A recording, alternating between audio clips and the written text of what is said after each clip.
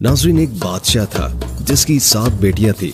एक दिन बादशाह बेहद खुश हुआ और अपनी 7 बेटियों को बुलवाया और कहने लगा, मैं तुम सबसे एक सवाल करूंगा। अगर मुझे तुम्हारा जवाब अच्छा लगा तो तुम्हें तुम्हारी पसंद का इनाम दिया जाएगा। सब कतार में खड़ी हो जाओ और बताओ कि तुम किसका दिया खाती हो और किसका दिया पहनती हो।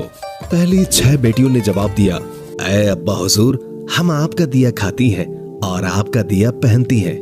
ये सुनकर बादशाह बेहद खुश हुआ और उन बेटियों को उनकी पसंद की चीजें दे दी। जब सबसे छोटी बेटी की बारी आई तो बादशाह ने उसकी जानिब देखा। उसकी आंखों में मासूमियत और एतमाद छलक रहा था। वो धीरे से मुस्कुराई और अपने साफ और मजबूत लहजे में बोली, ऐ अब्बा हुजूर, मैं अल्लाह का दिया हुआ खाती हूँ और अल्लाह का दिया हुआ पहनती हूँ। यही मेरा नसीब है जो मेरे रब ने मेरे लिए लिखा है। जो कुछ भी मेरे पास है वो उसी की इनायत है। ये अल्फाज सुनकर दरबार में एक लम्हे के लिए खामोशी छा गई। ये जवाब एक आम जुमला नहीं था, बल्कि तवक्कुल, शुक्र और हकीकी समझ का आगाज था। उसके लहजे में ऐसी गहराई थी कि हर शख्स हैरत ज़दा हो गया।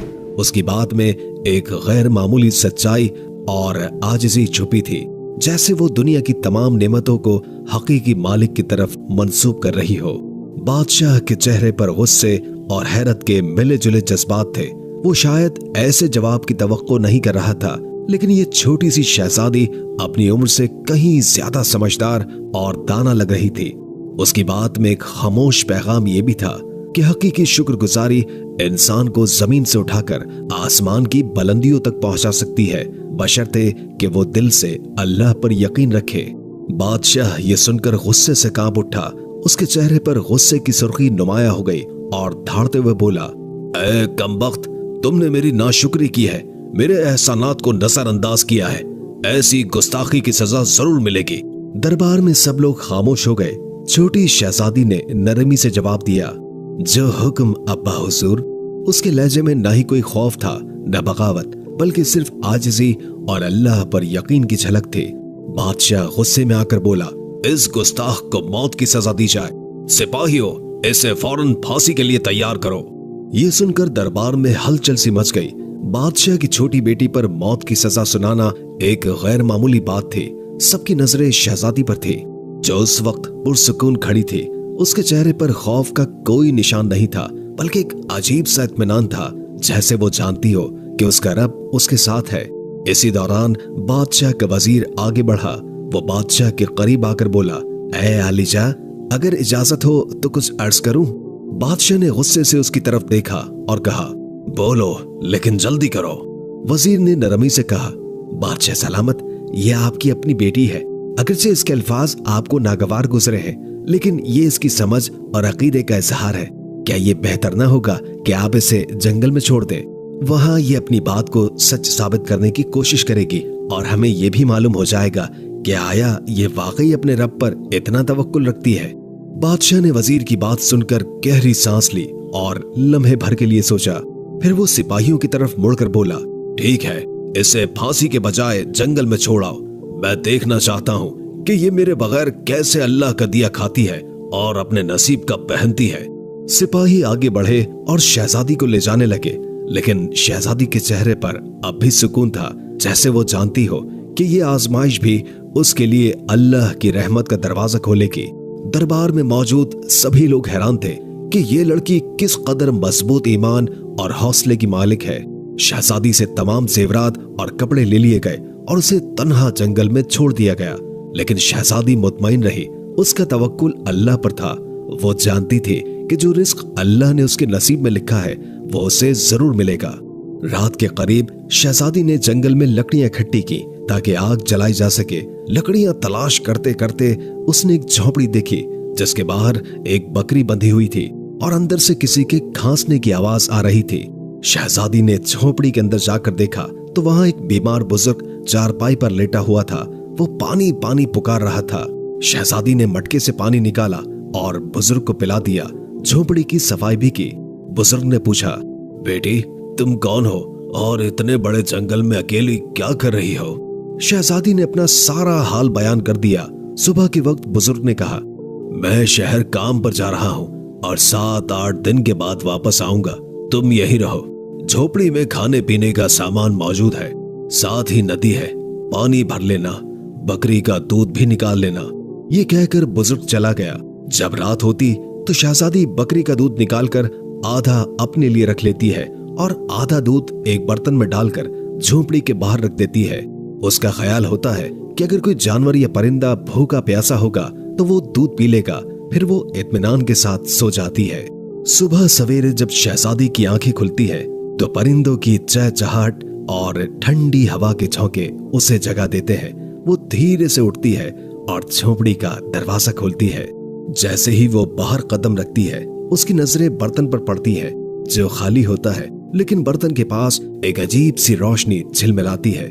शहजादी करीब जाती है और देखती है कि वहां एक इंतहाई कीमती लाल पड़ा है जो सूरज की रोशनी में दमक रहा होता है। शहजादी हैरत और खुशी के मिले जुले जज्बात के साथ लाल को उठाती है। ये देखकर उसके दिल में तजस्सुस पैदा होता है कि ये लाल यहाँ आया कैसे। फिर उसकी नजर बर्तन के इर्द गिर्द जमीन पर पड़ती है जहां सांप के निशानात साफ दिखाई देते हैं। उसके दिमाग में फौरन बचपन की एक कहानी गूंजती है जो उसे उसकी दादी अम्मा ने सुनाई थी। दादी कहा करती थी, जब कोई सांप खुश होता है या किसी से मुतासिर होता है तो वो अपनी खुशी के इजहार के तौर पर एक कीमती लाल उगल देता है जो हीरो से भी ज्यादा कीमती होता है। ये ख्याल आते ही शहजादी के चेहरे पर एक मुस्कुराहट आ जाती है। वो सोचती है शायद ये वही सांप था जो रात को दूध पीने आया होगा। वो भूखा और प्यासा था और दूध पीकर खुश हो गया। अपनी खुशी के इजहार के तौर पर उसने ये कीमती लाल यहाँ छोड़ दिया। शहजादी लाल को गौर से देखती है। उसकी चमक आंखों को खीरा कर देने वाली होती है। वो दिल में शुक्र अदा करती है और सोचती है ये अल्लाह की तरफ से एक और निशानी है कि वो अपने बंदों को कभी अकेला नहीं छोड़ता। ये वाकया शहजादी के दिल में मजीद यकीन और सुकून पैदा कर देता है। वो सोचती है कि अगर नीयत साफ हो और दिल में रहम हो तो अल्लाह अपने बंदों के लिए ऐसे रास्ते निकालता है जो इंसान की सोच से बाहर होते हैं। वो लाल को महफूज जगह पर रख देती है और दिल में अहद करती है कि आज रात फिर बर्तन में दूध रखेगी, ये देखने के लिए कि क्या ये मौजज़ा दोबारा भी होता है या नहीं। ये एहसास कि उसकी मदद के लिए कुदरत खुद हरकत में आ चुकी है शहजादी के दिल में एक नई उम्मीद और हौसला पैदा कर देता है। वो अपनी आजमाइश को अल्लाह की रहमत में बदलता हुआ देखती है और दिल ही दिल में मुस्कुरा कर कहती है, अल्लाह का शुक्र है जिसने मेरे सब्र और तवक्कुल को रायगा नहीं जाने दिया। शहजादी ये सोचकर हैरान होती है और दिल में सोचती है कि शायद सांप भूखा और प्यासा था और दूध पीकर खुश हो गया। खुशी के आलम में उसने लाल उगल दिया। शाम होते ही शहजादी दोबारा दूध बर्तन में डालकर झोपड़ी के बाहर रख देती है और खुद सो जाती है। हर सुबह शहजादी देखती है कि बर्तन खाली है और एक नया लाल बर्तन के पास पड़ा हुआ है। इस तरह 7 दिन गुजरते हैं। हर दिन सांप दूध पीकर एक लाल उगल देता है। 7वें दिन वो बूढ़ा ज़ईफ बुजुर्ग काम से वापस आता है। शहजादी उसे पूरा वाकया सुनाती है और 3 लाल उसे दे देती है। वो कहती है, आप शहर जाएं और इन लालों को बेचकर महल बनाने का सामान और मजदूर ले आएं। बाकी 4 लाल शहजादी एक माला की शक्ल में गले में पहन लेती है। कुछ ही महीनों में जंगल में एक शानदार महल तैयार हो जाता है। महल में हर किस्म की सहूलत, नौकर चाकर और दुनिया की तमाम नेमतें मौजूद होती हैं। शहजादी एक लकड़ी की फैक्ट्री भी बनाती है जहां गरीब मजदूर काम करके अपनी रोजी रोटी कमाते हैं। जंगल का यह इलाका आहिस्ता आहिस्ता एक शहर की शक्ल इख्तियार कर लेता है और दूर दूर तक उसकी शोहरत फैल जाती है। शहजादी के वालिद बादशाह तक भी ये बात पहुंच जाती है। बादशाह ये सोचता है कि देखो तो सही, ये कौन सी शहजादी है जिसने इतने कम वक्त में ये सब कुछ कर लिया। बादशाह अपने सिपाहियों के जरिए शहजादी को पैगाम भेजता है कि फुला मुल्क का बादशाह आपसे मिलना चाहता है। शहजादी सिपाहियों को पैगाम देती है कि दावत इस शर्त पर कबूल की जाएगी कि बादशाह अपनी तमाम बेटियों के साथ हमारे महल में तशरीफ लाए। बादशाह इस शर्त को कबूल कर लेता है और एक दिन अपनी 6 बेटियों को लेकर महल में आ जाता है। शहजादी नकाब करके अपने वालिद और बहनों से मुलाकात करती है और 7 रंग के खाने पेश करती है और हर खाने के साथ उसी रंग का लिबास और जेवरात पहन कर आती है। महल की शान और शौकत और शहजादी के अंदाज को देखकर बादशाह बेहद मुतासिर होता है और आखिरकार ये कहने पर मजबूर हो जाता है, तुम मेरी बेटियों की जगह पर हो और मैं तुम्हारे इसरार पर अपनी तमाम बेटियों को लेकर आया हूँ। फिर हमसे ये पर्दा किस बात का? शहजादी कहती है, ठीक है, मैं तैयार होकर आती हूँ। इस पर उसकी दूसरी बहनें आपस में बात करने लगती हैं कि इतने महंगे कपड़े पहने हुए हैं, इतने जेवरात पहने हुए हैं और कितना तैयार होकर आएगी। इतने में बादशाह देखता है कि एक सादा कपड़ों में एक लड़की आ रही है। बादशाह गौर करते हैं तो उन्हें पता चलता है कि ये तो उनकी अपनी ही बेटी है। वो हैरान होकर सोचते हैं, मैं तो समझ रहा था कि जंगल के जानवर इसे खा गए होंगे। जब मुझे इसकी फिक्र हुई थी तो मैंने सिपाहियों को जंगल में भेजा था, लेकिन उन्होंने कहा था कि वहां शहजादी का कोई अता पता नहीं है। फिर ये यहाँ कैसे? बादशाह अपनी बेटी से मिलकर बेहद खुश होते हैं। वो हैरत और मसरत के आलम में कहते हैं, बेटी, तुम कितनी खुशकिस्मत हो कि तुम्हें इतनी अजीम शहजादी के साथ रहने का मौका मिला। जाओ, उसे बुला कर लाओ, मैं तुम्हें उससे आजाद करवा दूंगा।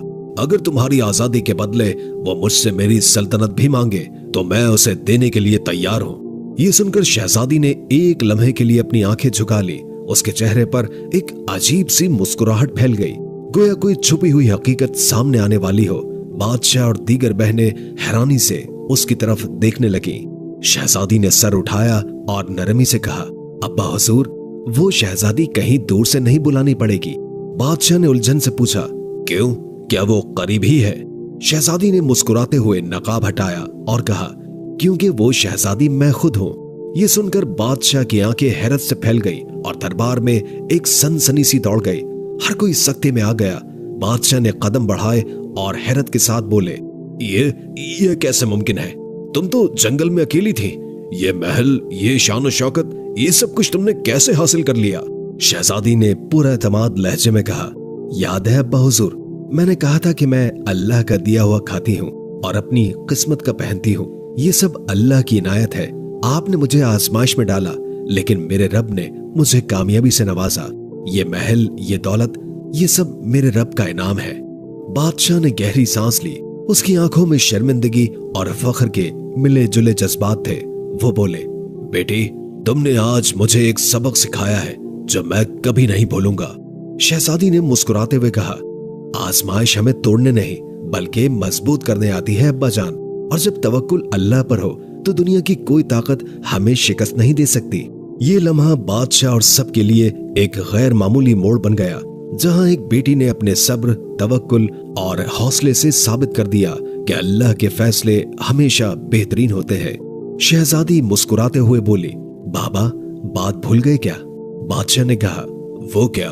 शहजादी ने कहा, मैंने आपसे कहा था कि मैं अल्लाह का दिया हुआ खाती हूँ और अपनी किस्मत का पहनती हूँ। देखिए, मैं अल्लाह का दिया हुआ ही खा रही हूँ और अपनी किस्मत का ही पहन रही हूँ। ये सब मुझे मेरे अल्लाह ने अता किया है। शहजादी ने मजीद कहा, बाबा जान, अल्लाह ने मुझे कहां से कहां पहुंचा दिया है और आज मैं आपसे भी ज्यादा अमीर हूँ। ये सुनकर बाकी तमाम शहजादियां दिल में सोचने लगी, काश तब हमने भी यही कहा होता कि हम अल्लाह का दिया हुआ खाते हैं और अपनी किस्मत का पहनते हैं। इस कहानी से सबक मिलता है कि हमेशा अल्लाह ताला जिस हाल में भी रखे उस पर खुश रहना चाहिए। जो इंसान अल्लाह पर तवक्कुल रखता है, अल्लाह उसे कभी तन्हा नहीं छोड़ता।